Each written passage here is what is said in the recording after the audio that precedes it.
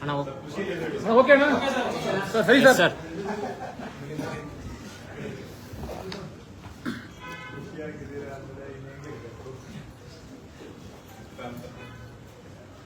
ಸಮಾಧಾನ ಖುಷಿಯಾಗಿದೆ. ಜೀವನದಲ್ಲಿ ಏನ್ ಬಂದ್ರು ಖುಷಿಯಾಗಿ ಸ್ವೀಕರಿಸ್ಬೇಕಲ್ವಾ. ಅಲ್ಟಿಮೇಟ್ಲಿ ಕಹಿ ಸಿಹಿ ಎಲ್ಲವನ್ನು ಸಮಾನವಾಗಿ ಸ್ವೀಕರಿಸ್ಬೇಕು. ಎಲ್ಲ ಬಂದಿದೆ ಜೀವನದಲ್ಲಿ ಬರೀ ಸಿಹಿನೇ ಬರುತ್ತಾ? ಅಂದ್ರೆ ಈಗ ಕಹಿನೂ ಇದೆಯಾ ಸರ್ ಸ್ವಲ್ಪ? ಕಹಿ ಇದ್ದೇ ಇರುತ್ತೆ. ಅದನ್ನ ನೀವು ಯಾವ ತರ ನಿಮ್ಗಿಲ್ವಾ? ಅಲ್ಲ ಇದೆ ಸರ್. ಅಲ್ಲ ಈಗ ನಿಮ್ಮ ಖಾತೆಯಲ್ಲಿ ಸರ್ ನಿಮ್ಗೆ ದಿನದ ಜೀವನದಲ್ಲಿ ಇದ್ದೇ ಇದೆ ಸರ್. ನಮ್ಗೆಲ್ಲರಿಗೂ ಎಲ್ಲರಿಗೂ ಇರುತ್ತೆ. ನಾನು ಮನುಷ್ಯನ ತಾನೆ. ಅಲ್ಲ ನಿಮ್ಗೆ ಕೈ ಇದ್ರು ನಿಮ್ಗೇನು ಬೇಸರ ಇಲ್ಲ? ಖಾತೆ ವಿಷಯ ಸರ್. ಮನುಷ್ಯ ಜೀವನ ಖಾತೆ ವಿಷಯದಲ್ಲಿ ಅಲ್ಲ ನಿಮ್ಗೆ ಕೈ ಏನೇನೋ ಇರುತ್ತೆ. ಮನುಷ್ಯ ಜೀವನ ಅಂದ ಮೇಲೆ ಸಿಹಿ ಕಹಿ ಎರಡೂ ಇರುತ್ತಾ ಇಲ್ವಾ? ವಿಚಾರದಲ್ಲಿ ಕಹಿ ಇದೆ ಅಂತ ಏನೋ ಇರುತ್ತೆ. ಜೀವನ ಅಂದ ಮೇಲೆ ಎಲ್ಲಾನು ಇರುತ್ತೆ ಅಂತ ಹೇಳ್ತಾ ಇದ್ದಾರೆ. ಅಲ್ಲ ಕಹಿ ಇದ್ರೆ ಬೇಸರ ಇರುತ್ತೆ ಸರ್. ನಿಮ್ಗೆ ಏನಾದ್ರು ಬೇಸರ ಇದೆಯಾ ಅಂತ? ಎಲ್ಲವನ್ನು ಸಮಚಿತ್ತದಿಂದ ತಗೊಂಡು ಹೋಗೋದೇ ನಮ್ ಧರ್ಮ. ಇರ್ಲಿ. ಓಕೆ ಸರ್, ಶುರು ಮಾಡಿ ಸರ್. ಆಯ್ತು, ಇದು ಫಸ್ಟ್ ಬೆಂಗಳೂರು ಮಾತಾಡೋಣ. ಬರ್ತೀನಿ, ಆಯ್ತು. ಇರು, ಮಾತಾಡ್ಬಿಡಿ ಮೊದ್ಲು. ಈಗ ಬೆಳಗ್ಗೆನೇ ಹೇಳಿದ್ದೀನಿ, ನೀವು ಹೇಳಿದ್ದಕ್ಕೆ ಬರ್ತೀನಿ. ಫಸ್ಟ್ ಒಂದು ಎರಡು ಮಾತಾಡಿದ್ರೆ ಬೆಂಗಳೂರು ಬಗ್ಗೆ ಮಾತಾಡೋಣ. ಓಕೆ ಸರ್, ಆಯ್ತು ಶುರು ಮಾಡಿ ಸರ್. ರಾಜಕೀಯ ಇದ್ದೇ ಇರುತ್ತೆ. ರಾಜಕೀಯ ಬಿಡೋದಕ್ಕಾಗಲ್ಲ. ನಾನ್ ಬಿಟ್ರು ನೀವು ಇಲ್ಲ ಈಗ ಪ್ರಶ್ನೆ ಶುರುವಾಗಿದೆ. ಸ್ನೇಹಿತರೆ ಎಲ್ಲರಿಗೂ ನಮಸ್ಕಾರ. ಥ್ಯಾಂಕ್ ಯು, ಧನ್ಯವಾದ. ಇಲ್ಲ, ನಾನೇ ಅದನ್ನ ಹೇಳಿ ಕೊಡ್ತಿದ್ದೆ. ತಾವೆಲ್ಲ ಬಂದಿದ್ದೀರಾ. ನಿಮ್ಮ ಸಹಕಾರನು ಮುಂದಿನ ದಿನ ಬಹಳ ಅವಶ್ಯಕ. ಯಾಕಂದ್ರೆ ಬೆಂಗಳೂರು ಅಂದ್ರೆ ಜನಗಳ ಜೀವನ ಜೊತೆಗೆ ಅನ್ಯೋನ್ಯ ಸಂಬಂಧ ಇರ್ತಕ್ಕಂತಹ ನಗರ. ಜನಗಳು ನಮಗೂ ಮತ್ತು ಜನಗಳ ಸಂಪರ್ಕ ಕೊಂಡಿ ನೀವೇ ಆಗಿರ್ತೇವೆ. ಹಾಗಾಗಿ ನೀವು ಕೂಡ ಇವತ್ತು ಎಲ್ಲರೂ ಆಸಕ್ತರಾಗಿ ಬಂದಿದ್ದೀರಾ. ನೀವು ಮುಂದಿನ ದಿನಗಳಲ್ಲೂ ಕೂಡ ನಿಮ್ಮ ಸಹಕಾರ ಬಹಳ ಅವಶ್ಯಕ ಬೆಂಗಳೂರಿನ ಹಿತದೃಷ್ಟಿಯಿಂದ. ಇವತ್ತು ನಾನು ನಮ್ಮ ಅಪರ ಮುಖ್ಯ ಕಾರ್ಯದರ್ಶಿಗಳು ಕೆ ಸಿತಾರ್ ಅವರು, ಅಪರ ಮುಖ್ಯ ಕಾರ್ಯದರ್ಶಿ ಹಾಗೂ ಮುಖ್ಯ ಆಯುಕ್ತರು ಮೈಸೂರು ಅವರು, ನಮ್ಮ ಮೈಸೂರಿಗೆ ಮತ್ತು ಎಲ್ಲ 5 ನಗರ ಕಾರ್ಪೊರೇಷನ್ನ ಕಮಿಷನರ್ಸು, ಬೇರೆ ಬೇರೆ ಚೀಫ್ ಇಂಜಿನಿಯರ್ಸು, ಉನ್ನತ ಅಧಿಕಾರಿಗಳ ಜೊತೆಗೆ ಒಂದು ಆರಂಭಿಕ ಸಭೆಯನ್ನ ಮಾಡಿದ್ದೇನೆ. ಅವ್ರ ಜೊತೆಗೆ ಇಲ್ಲೇ ಶಾಸಕ ಆಗಿರೋದ್ರಿಂದ ಕೆಲವು ವಿಷಯಗಳು ನಮಗೆ ಗೊತ್ತಿರೋದು ಇರುತ್ತೆ. ಆದರೆ ಕೆಲವು ವಿಷಯಗಳು ಆಡಳಿತ ಮತ್ತು ದೈನಂದಿನ ಚಟುವಟಿಕೆಗಳು ನಮಗೆ ಗೊತ್ತಿಲ್ಲದೆ ಇರೋದು ಇರುತ್ತೆ. ಸೊ ಹಾಗಾಗಿ ಇವತ್ತಿನಿಂದ ಆರಂಭ ಮಾಡಿ ದಿನನಿತ್ಯ ಅವ್ರ ಜೊತೆಗೆ ಕೆಲಸ ಮಾಡ್ತಾ ಮಾಡ್ತಾ ನಮ್ಮ ಅರ್ಥ ಮಾಡಿಕೊಳ್ಳುವಂಥದ್ದು ಅರ್ಥೈಸುವಿಕೆಯನ್ನು ಕೂಡ ಸುಧಾರಣೆ ಮಾಡಬೇಕು. ಅದರ ಮುಖಾಂತರ ಇಲ್ಲಿನ ಆಡಳಿತವನ್ನು ಕೂಡ ಸುಧಾರಣೆ ಮಾಡಬೇಕು ಅನ್ನೋ ಧ್ಯೇಯದಿಂದ ಇವತ್ತಿನಿಂದ ಆರಂಭ ಮಾಡಿದ್ದೇವೆ. ಈಗ ಬೆಂಗಳೂರಿನ ಸಮಸ್ಯೆಗಳು ನಿಮ್ಗೆಲ್ಲರಿಗೂ ಕೂಡ ಗೊತ್ತಿರುವಂತಹದ್ದು. ಇದು ಬಹಳ ಸವಾಲುಗಳಿಂದ ಕೂಡಿರ್ತಕ್ಕಂತಹ ಬಹಳ ನಗರ. ಬೆಂಗಳೂರು ನಮ್ಮ ರಾಜ್ಯಕ್ಕೆ, ದೇಶಕ್ಕೆ ಒಂದು ಆಸ್ತಿಯೂ ಹೌದು. ಇಲ್ಲಿ ಪ್ರಪಂಚದ ಅನೇಕ ಭಾಗಗಳಿಂದ ಅನೇಕ ಸಂಸ್ಥೆಗಳು ಅಂದ್ರೆ ಕಂಪನಿಗಳು ಬಂದು ಬೆಂಗಳೂರಲ್ಲಿ ಅವರು ಮನೆ ಮಾಡಿ ಅವರು ಇಲ್ಲಿಂದ ಉತ್ಪಾದನೆ ಆಗ್ತಕ್ಕಂತಹ ಸೊಲ್ಯೂಷನ್ಸ್ ಪ್ರಪಂಚದ ಮೂಲೆ ಮೂಲೆಯಲ್ಲೂ ಕೂಡ ರಫ್ತಾಗ್ತಾ ಇದೆ. ನಮಗೆ ಐಟಿನೂ ಕೂಡ ಒಂದು ಸೊಲ್ಯೂಷನ್, ಅದು ಒಂದು ಎಕ್ಸ್ಪೋರ್ಟ್. ಸೊ ಇಡೀ ದೇಶಕ್ಕೆ, ಇಡೀ ಪ್ರಪಂಚಕ್ಕೆ ಒಂದು ರೀತಿ ಆಧಾರ ಸ್ತಂಭ ಬೆಂಗಳೂರು ಆಗಿದೆ. ಪ್ರಪಂಚ ಬಿಡಿ, ದೇಶ ಬಿಡಿ, ಇಲ್ಲಿ ವಾಸ ಮಾಡೋ ಜನಗಳಿಗೆ, ಬೆಂಗಳೂರಿನಲ್ಲಿ ವಾಸ ಮಾಡತಕ್ಕಂತ ಸುಮಾರು 1.5 ಕೋಟಿ ಜನಗಳಿಗೆ ಬೆಂಗಳೂರು ಅವರಿಗೆ ಆಶ್ರಯವಾಗಿದೆ. ಅವರ ಮನೆ ಇಲ್ಲಿ ಮಾಡ್ಕೊಂಡಿರೋದಷ್ಟೇ ಅಲ್ಲ, ಅವರಿಗೆ ಉದ್ಯೋಗ ಕೊಟ್ಟಿರೋದಷ್ಟೇ ಅಲ್ಲ, ಅವರ ಮಕ್ಕಳ ಶಿಕ್ಷಣದಿಂದ ಹಿಡಿದು ಇಡೀ ಜೀವನ ಬೆಂಗಳೂರು ಅವರಿಗೆ ಕೊಡ್ತಾ ಇದೆ ಸುಮಾರು 1.5 ಕೋಟಿ ಜನಗಳಿಗೆ.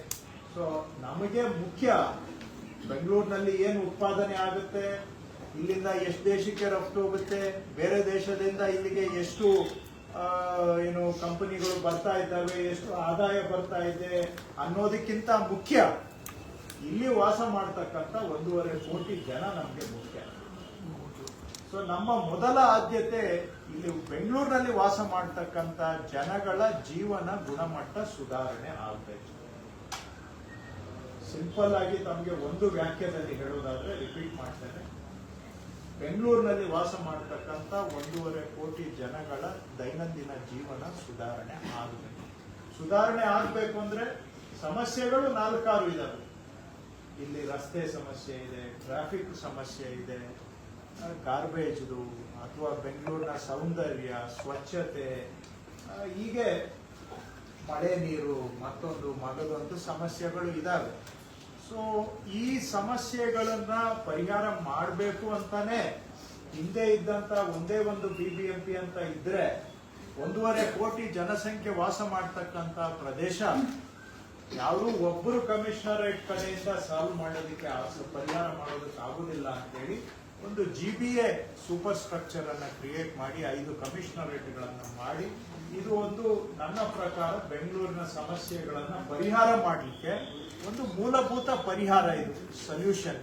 ಅದನ್ನ ಹಿಂದೆ ಇಲ್ಲಿ ಉಸ್ತುವಾರಿ ಇದ್ದಾಗ ಹಿಂದಿನ ಮಾನ್ಯ ಮುಖ್ಯಮಂತ್ರಿಗಳು ಶ್ರೀಯುತ DK ಶಿವಕುಮಾರ್ ಅವರು ಸಿದ್ದರಾಮಯ್ಯನವರ ಸರ್ಕಾರದಲ್ಲಿ ಅದನ್ನ ಮಾಡಿದ್ದಾರೆ.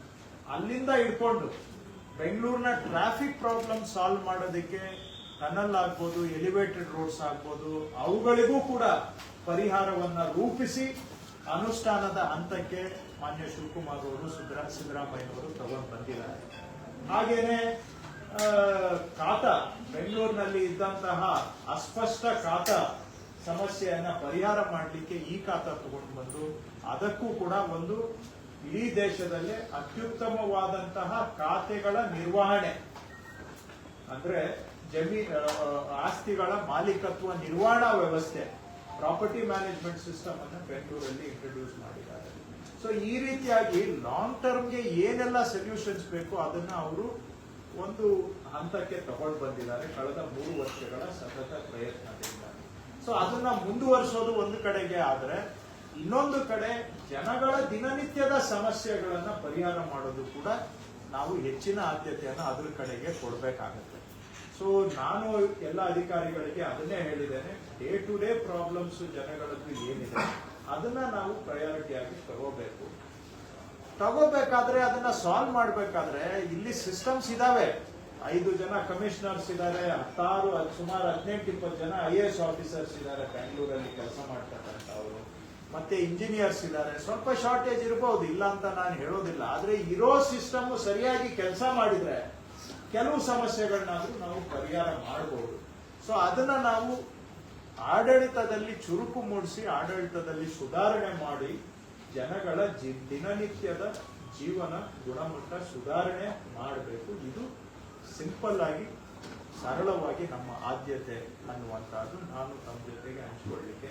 ಹೇಗೆ ಮಾಡಬೇಕು, ಏನು ಮಾಡಬೇಕು ಅನ್ನೋದು ಇವತ್ತು ಒಂದೇ ದಿನ ಹೇಳುವಂತ ವಿಷಯನೂ ಅಲ್ಲ, ಅದು ನಮ್ಮ ಒಂದು ದಿನದ ಗ್ರಹಿಕೆಗೆ ಮೀರಿದಂತಹದ್ದಾಗಿದೆ.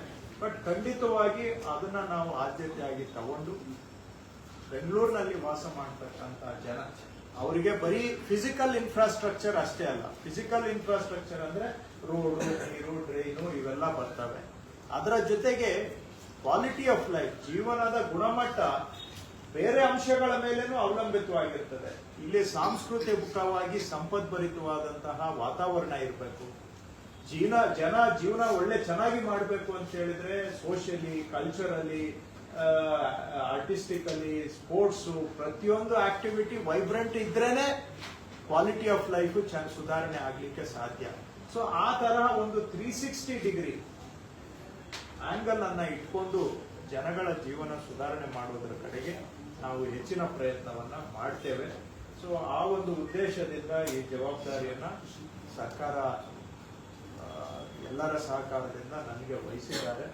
ಬೆಂಗಳೂರಿನಲ್ಲಿ ಶ್ರೀಯುತ ರಾಮಲಿಂಗಾರೆಡ್ಡಿ ಅವರು, KJ ಜಾರ್ಜ್ ಅವರು, ಭೈರತಿ ಸುರೇಶ್ ಅವರು ಸಹ ಸಚಿವರಿದ್ದಾರೆ. ಇನ್ನೂ ಅನೇಕ ಹಿರಿಯ ಮುಖಂಡರಿದ್ದಾರೆ.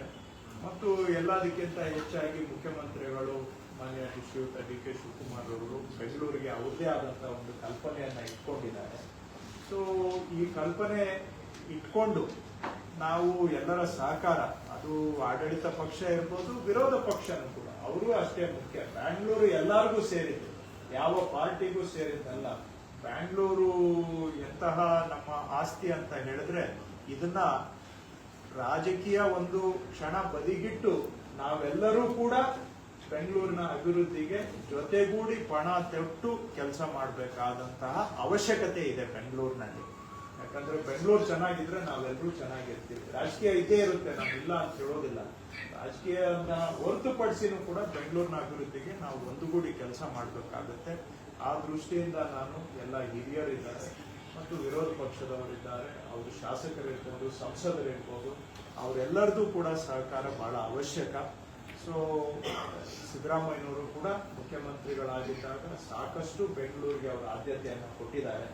ಈಗ ಮುಖ್ಯಮಂತ್ರಿಗಳು ಮಾನ್ಯ ಡಿ ಕೆ ಶಿವಕುಮಾರ್ ಅವರು ಅವರ ಮಾರ್ಗದರ್ಶನದಲ್ಲಿ ಎಲ್ಲ ಪಕ್ಷದ ಮುಖಂಡರ ಸಹಕಾರದೊಂದಿಗೆ ನಮ್ಮ ಕೈಲಾದಷ್ಟು ಮಟ್ಟಿಗೆ ಒಂದು ಬೆಂಗಳೂರಿನ ಅಭಿವೃದ್ಧಿಗೆ ಅಳಿಲು ಸೇವೆಯನ್ನ ಮಾಡಬೇಕು ಅನ್ನೋದು ಇಚ್ಛೆಯಿಂದ ಈ ಕೆಲಸವನ್ನ ಆರಂಭಿಸ್ತಾ ಇದ್ದೇವೆ. ನಿಮ್ಮ ಸಹಕಾರವನ್ನು ಕೂಡ ನಾನು ಈ ದಿಕ್ಕಿನಲ್ಲಿ ಬಯಸ್ತೇನೆ. ಜಾಸ್ತಿ ಹೆಚ್ಚಿನ ವಿಡಿಯೋಗಳಿಗೆ ಪ್ರತಿಧ್ವನಿ ಯೂಟ್ಯೂಬ್ ಚಾನೆಲ್ ಸಬ್ಸ್ಕ್ರೈಬ್ ಮಾಡಿ, ಬೆಲ್ ಐಕಾನ್ ಕ್ಲಿಕ್ ಮಾಡಿ.